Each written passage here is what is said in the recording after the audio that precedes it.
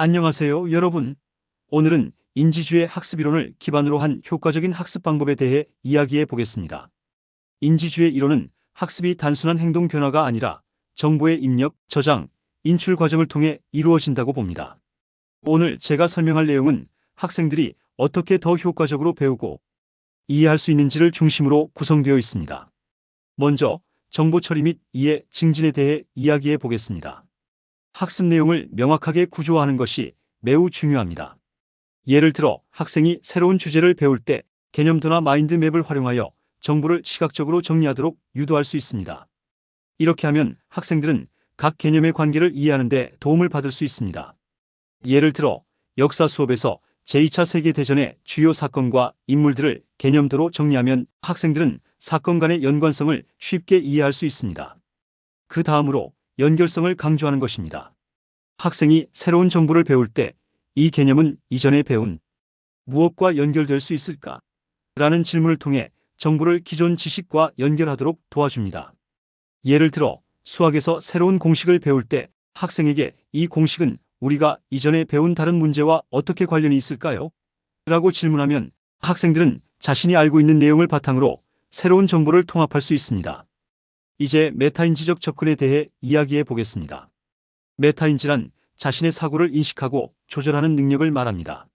학습 후 학생에게 이번 주에 어떤 내용을 잘 이해했는지, 어떤 부분이 어려웠는지 생각해 보세요.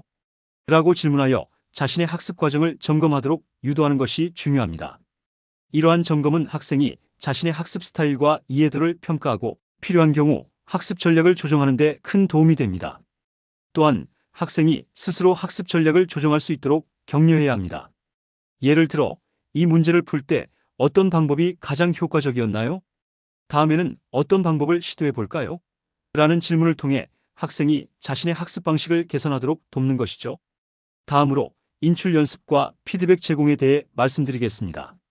수업 후 학생에게 오늘 배운 내용을 요약해 보세요. 라고 요청하여 학습한 내용을 기억에서 불러오는 연습을 합니다. 이는 학생의 기억력과 이해도를 높이는 데 기여합니다. 예를 들어 수업이 끝난 후 학생들에게 오늘 배운 내용을 친구에게 설명해 볼까요? 라고 질문하면 학생들은 자신이 배운 내용을 다시 생각하고 말하는 과정을 통해 기억을 강화할 수 있습니다. 즉각적인 피드백도 중요합니다.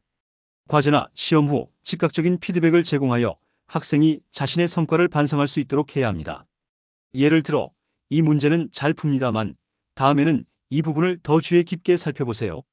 라는 식으로 구체적인 피드백을 제공하는 것이 좋습니다. 이렇게 하면 학생은 자신의 학습 과정을 개선하는 데 큰 도움이 됩니다. 이제 협동학습 및 사회적 상호작용에 대해 이야기해 보겠습니다.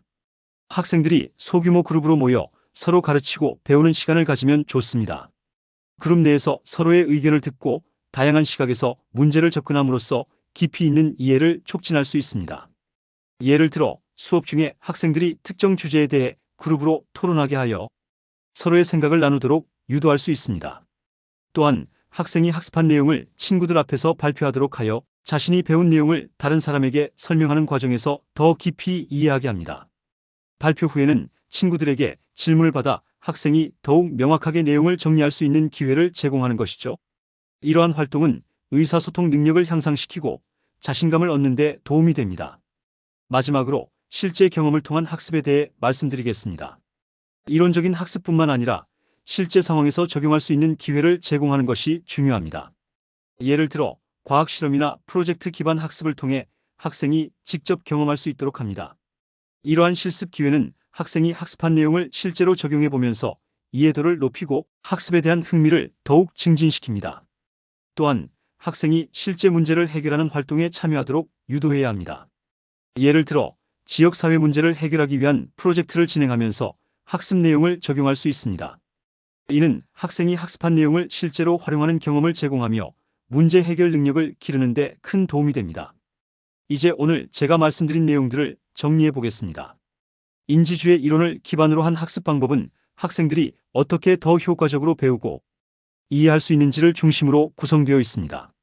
정보 처리와 메타인지적 접근을 통해 학습을 촉진하고 협동학습과 실제 경험을 통해 학생의 이해도를 높일 수 있습니다.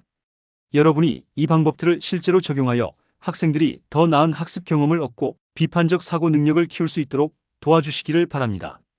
감사합니다.